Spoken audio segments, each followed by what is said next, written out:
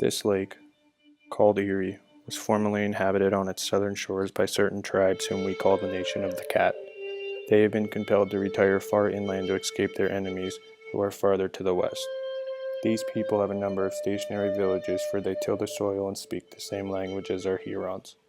Jesuit Relations of 1647. Jesuits working in the field sent detailed reports to their superiors in Quebec City, who compiled, edited, and then forwarded the compilations to the Jesuit provincialate in Paris.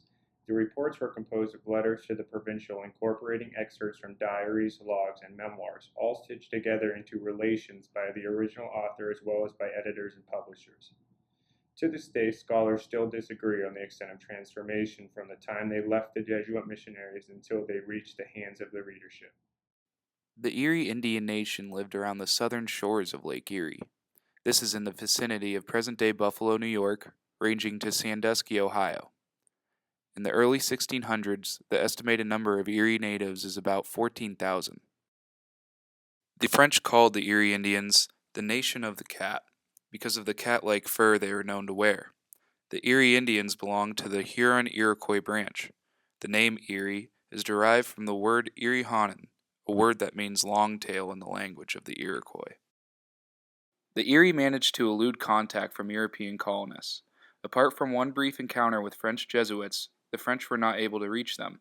Either were the Dutch or the Swedes, although both did hear about them from other native tribes. Information about their culture and living conditions have therefore been passed on to historians through second-hand accounts from members of other tribes, most notably the Huron. From them, we learn that the Erie lived in scattered villages which were stockaded for protection. Their homes were traditional long houses that could house up to several families.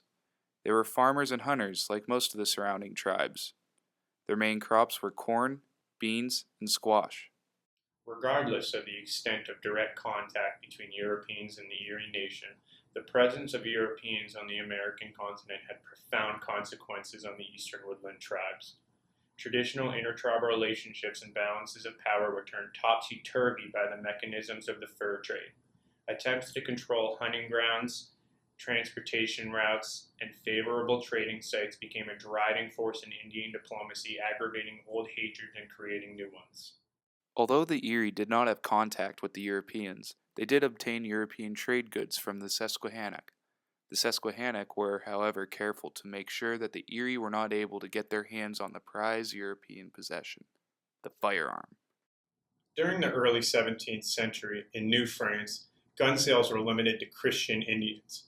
This policy would ultimately prove calamitous to the tribes trading with the French.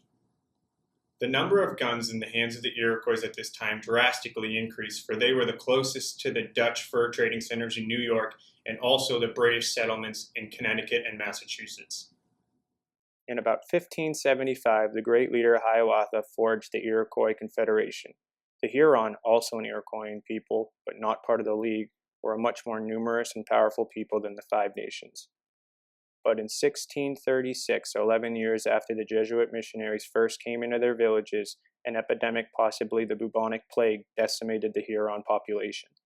By 1639, the 32 villages of Huronia had been reduced from a total population of approximately 40,000 to half that number.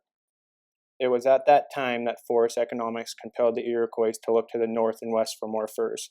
Quite simply, the beaver of the New York area were all but gone.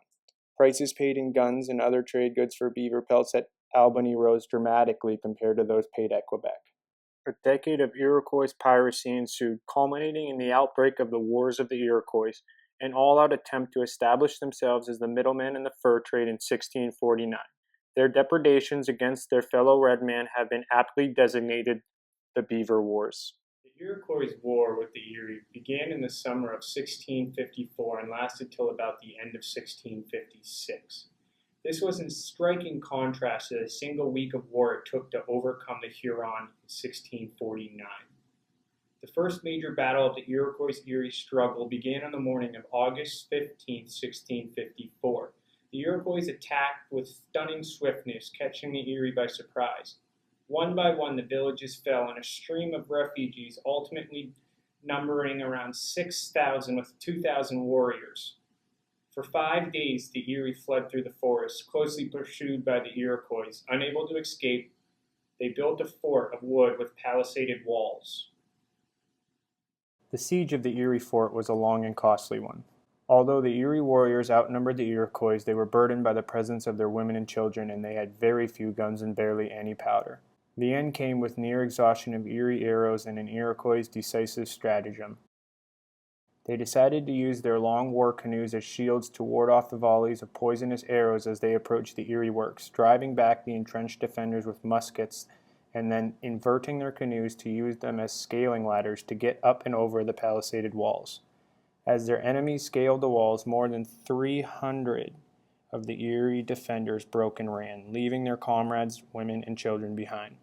Once in the fort, the Iroquois commenced a systematic butchery of its occupants, the carnage being so great that blood was knee-deep in certain places.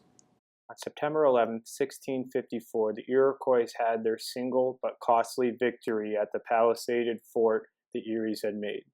The war then continued to rage on through 1655 and into 1656. The principal fortified towns had already been destroyed, so now the Iroquois strategy shifted for the elimination of the last remote villages and indeed the last remaining Eries wherever they could be found. After the decimation of the Eries by the Iroquois, came some evidence of cultural assimilation of the Eries into the Seneca tribe. This would make sense because the Seneca were the closest out of the 5 Iroquois tribes to the Eries.